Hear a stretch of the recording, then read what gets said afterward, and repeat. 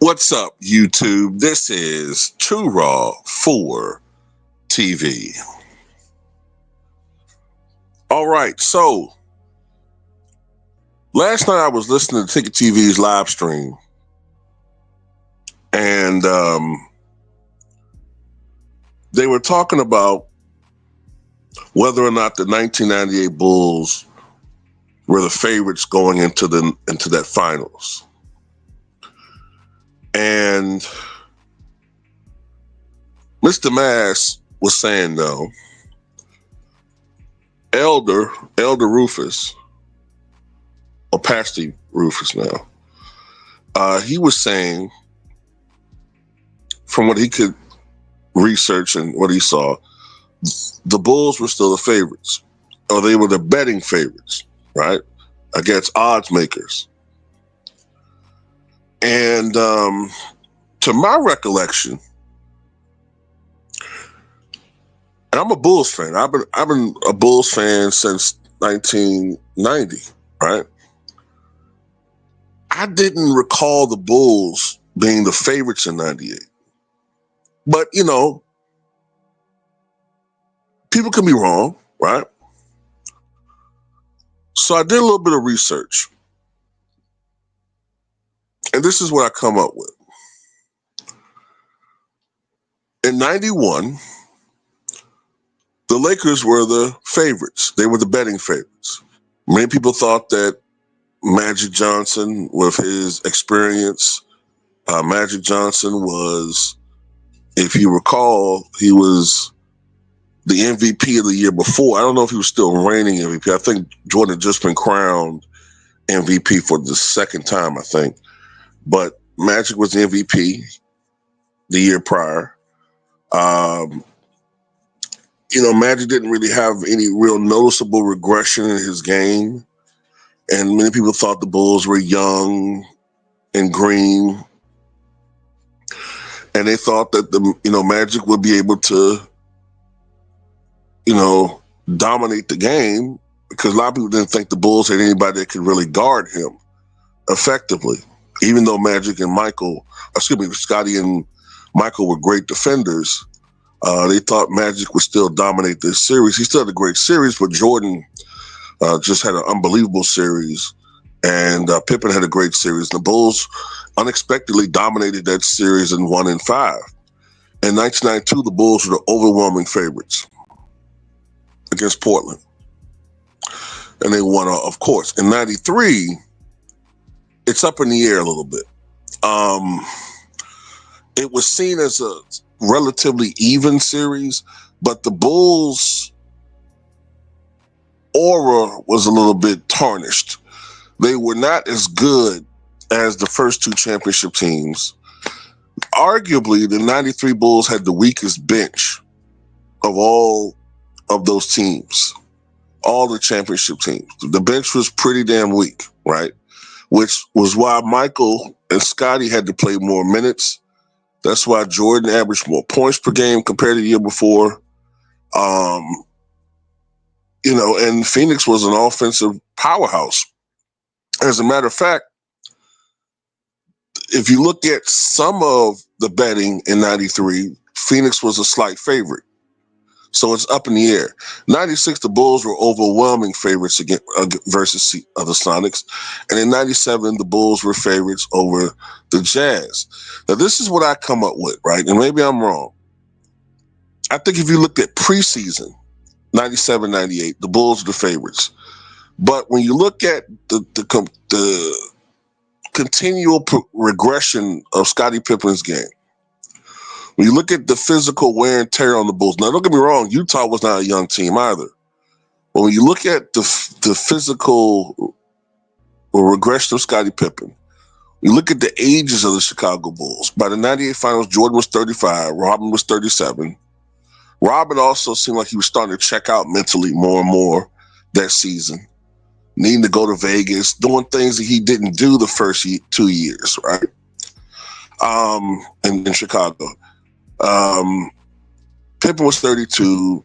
A lot of those guys were getting older. Harper was 34. Even Michael Jordan was starting to show signs of physical deterioration a little bit.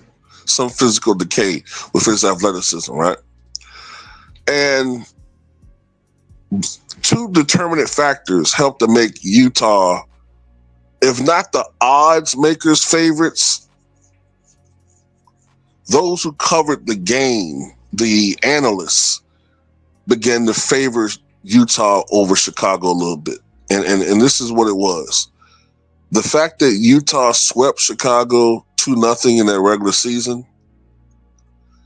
I remember there was a national televised game. I can't remember the spread against Pacers and the Bulls. I thought it might have been, I want to say the Pacers won the season series. I remember there was one game that came on in Chicago, and the Pacers, I think it was in April of 98.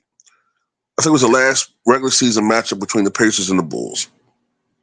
It was in Chicago, and the Pacers beat Chicago, and it wasn't really that close.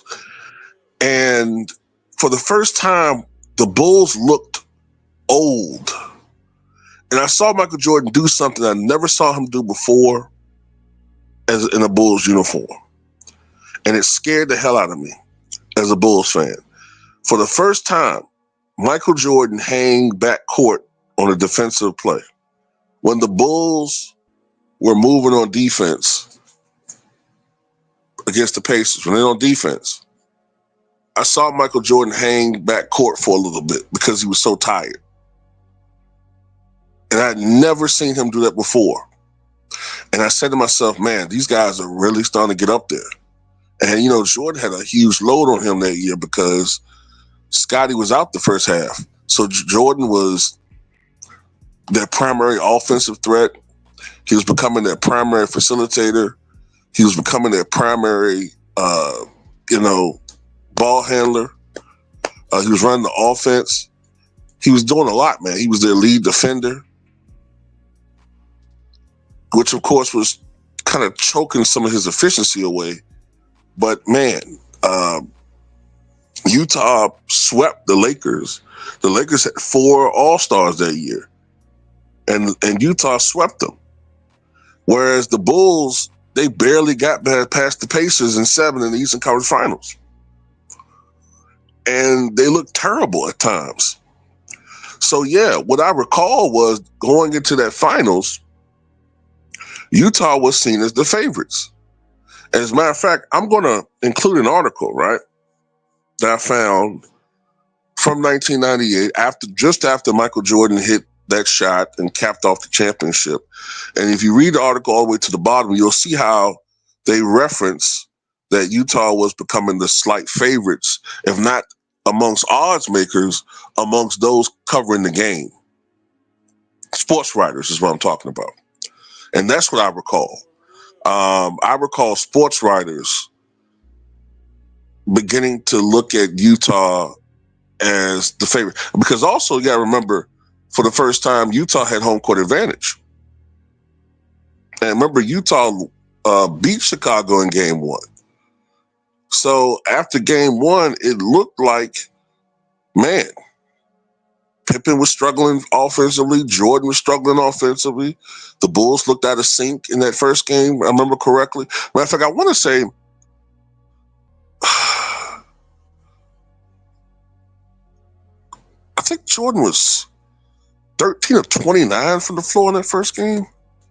And Pippen was like 4-16 or 4, whatever. But anyway, ultimately, the Bulls wound up winning 4 of the next 5 games. And, that's why I hold that championship team so dear, because they did something that a lot of Bulls fans weren't expecting. Man, we were fearful. We were hopeful, but we were fearful because they weren't the same Bulls team as far as their overall dominance. At times, they would display it, but more often, they were showing their age. But anyway, that's just my take on this. Tell me what you guys think.